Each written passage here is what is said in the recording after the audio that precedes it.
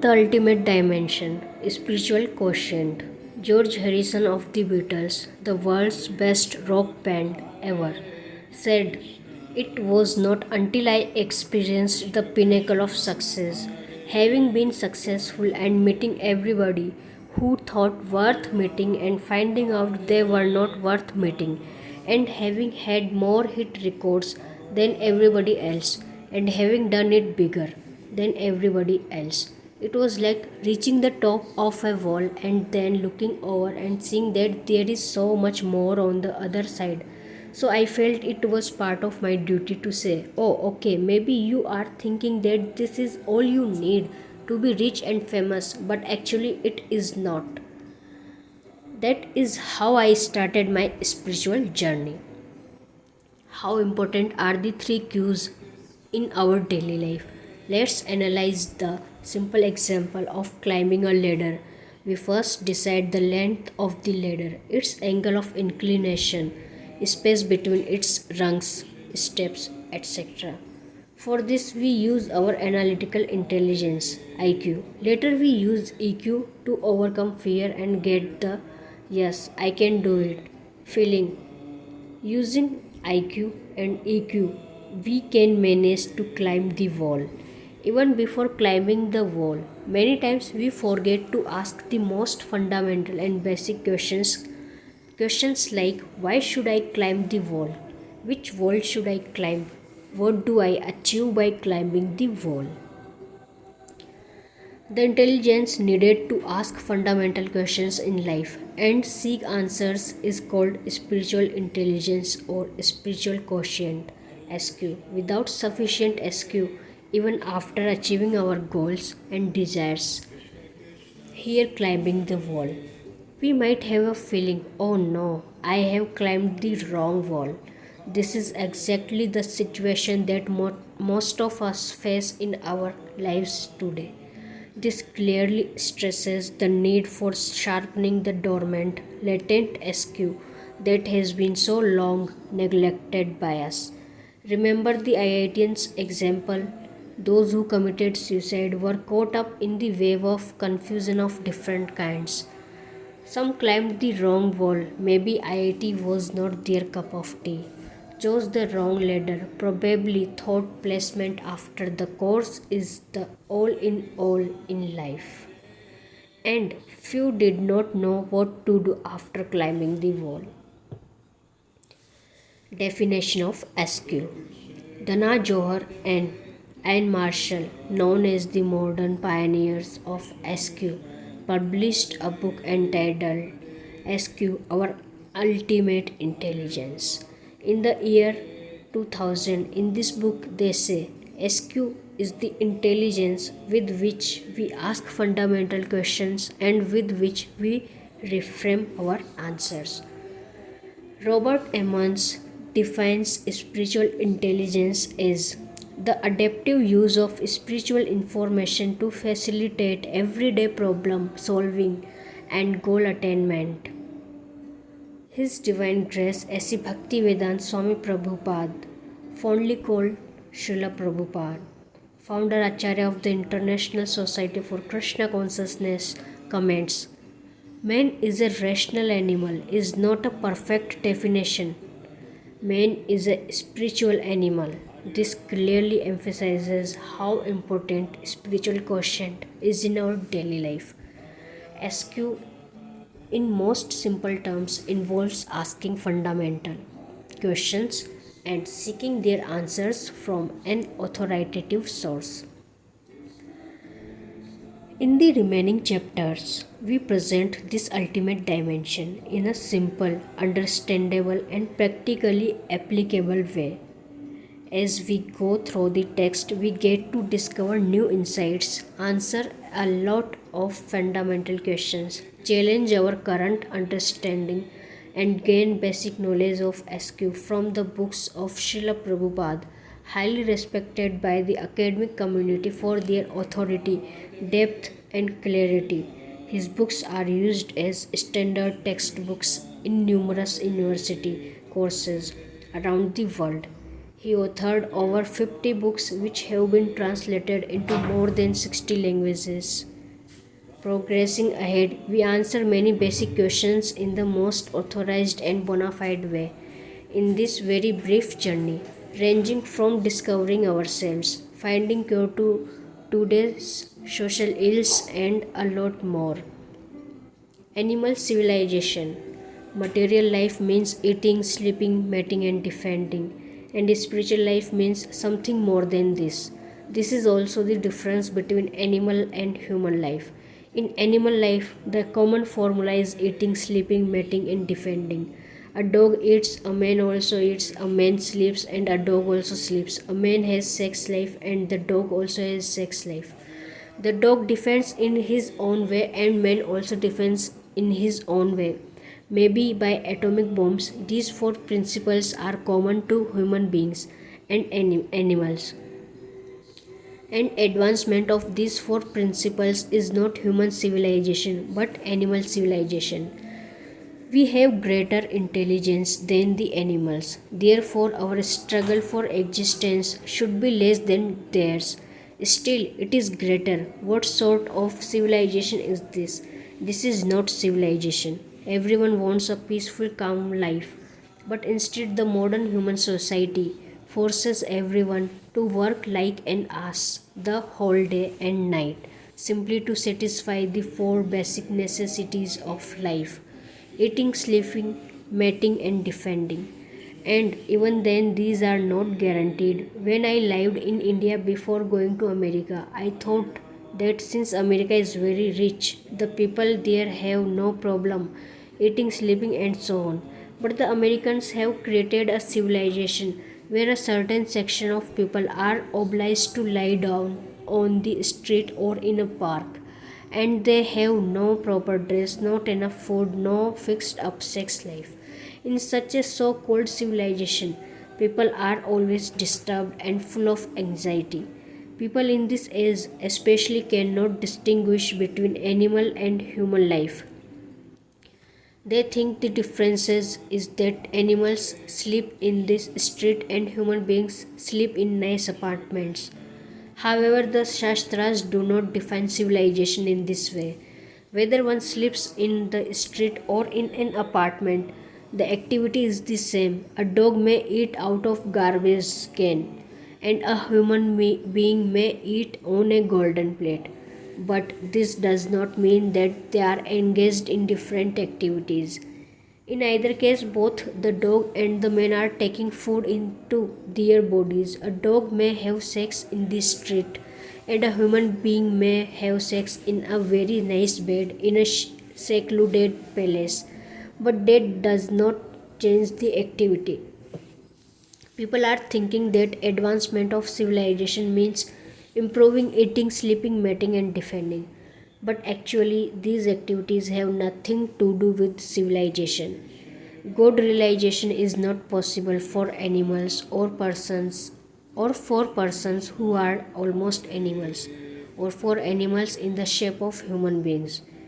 Contemporary civilization is by and large an assembly of animals because, as stated before, it operates on the basis of the animal propensities. The birds and beasts arise early in the morning and busy themselves trying to find food and sex and trying to defend themselves at night. They look for shelter, and in the morning they fly to a tree to find nuts and fruits. Similarly, in New York City, great hordes of people travel from one island to another by ferry, boat, or wait for subways in order to go to the office for the purpose of finding food. How is this advancement over animal life?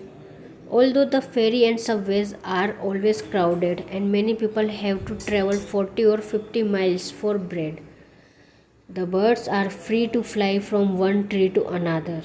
In this particular form of life, the economic question is more easily solved than in the other than in the lower animal forms.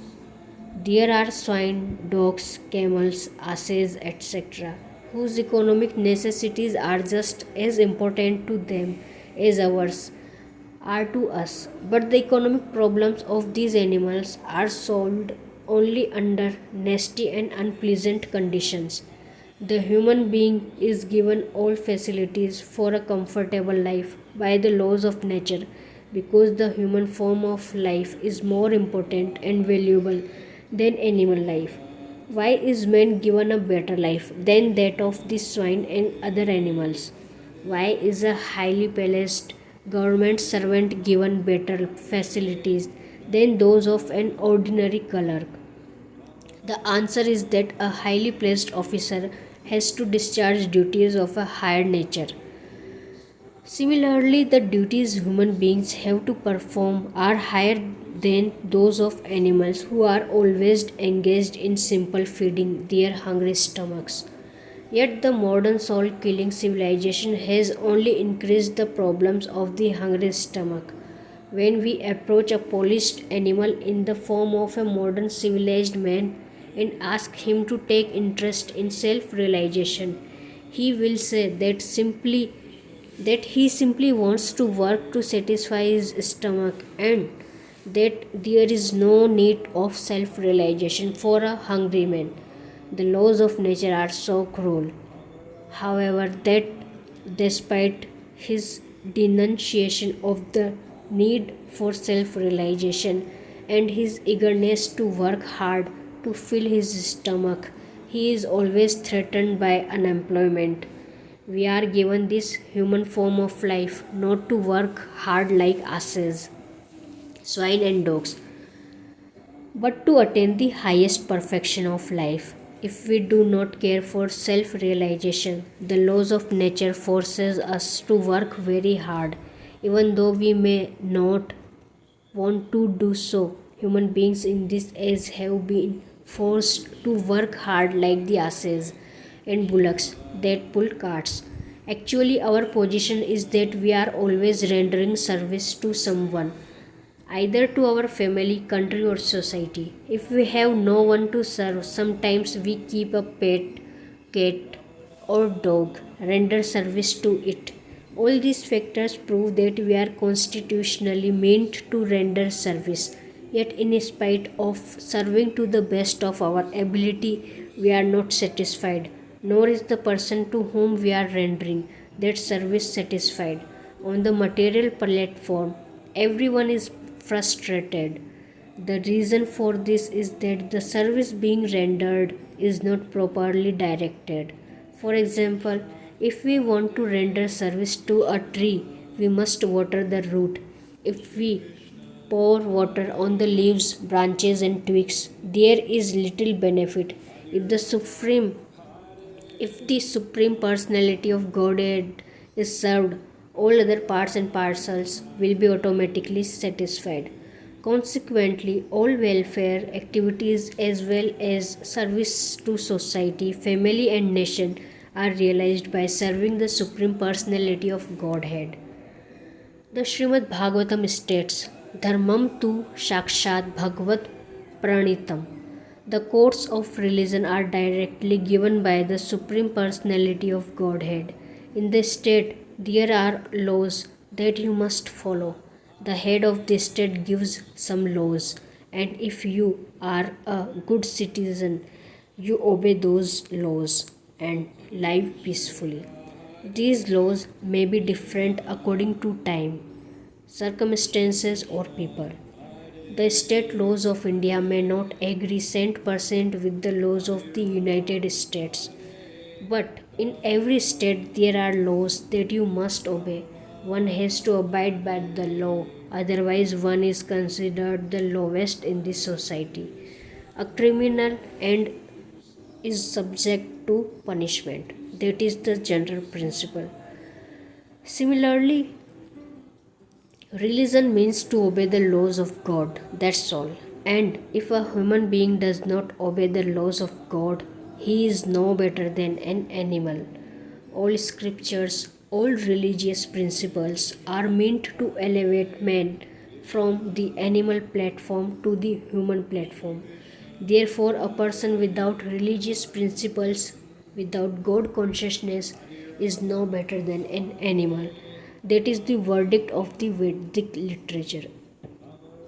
आहार निद्रा भय मैथुन च समानयम एतत् पशुभिर्नरानां धर्मो हि तेषाम् अधिको विशेषो धर्मेण हीना पशुभिः समाना.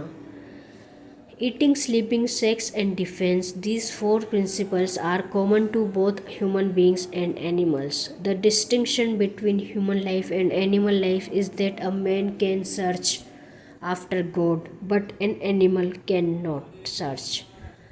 That is the difference. Therefore, a man without that urge for searching after God is no better than an animal. Unfortunately, at the present moment, in every state and every society, people are trying to forget God. Some people publicly say there is no God. Others say that if there is a God, he is dead, and so on. They have built such a so called advanced civilization with so many skyscraper buildings, but they are forgetting that all of their advancement is dependent on God, on Krishna. This is very precarious condition for the human society. If you defy the laws of your state, you will be put into difficulty. Similarly, if you continue to defy the authority of Supreme Lord, you will suffer.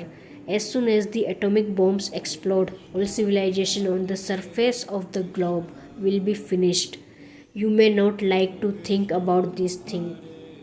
You may regard them as very unpalatable, but these are the facts. A godless civilization cannot be happy. That is a fact. So we have started the Krishna consciousness movement to awaken this godless civilization. Just to try just try to love God. This is our simple request. Real civilization is not concerned simply with man's animals' needs, but with enabling man to understand his relationship with God, the Supreme Father. One may learn about his relationship with God by any process, through Christianity, through the Vedic literatures, or through the Quran. But in any case, it must be learned. The purpose of this Krishna consciousness movement is not to make Christians into Hindus or Hindus into Christians, but to inform everyone that the duty of a human being is to understand his relationship with God. One must learn this, otherwise, he is simply wasting his time by engaging in animalistic propensities. We must all try to love Krishna or God. If one has a process, he should practice it, or he can come and learn this process.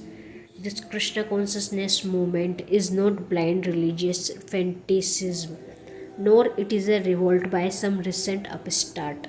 Rather, it is an authorized scientific approach to the matter of our eternal necessity in relation with the absolute personality of Godhead, the supreme enjoyer Krishna. Consciousness Krishna consciousness simply deals with our eternal relationship with Him and the process of discharging our relative duties to Him. Thus, Krishna consciousness enables us to achieve the highest perfection of life, attainable in the present human form of existence.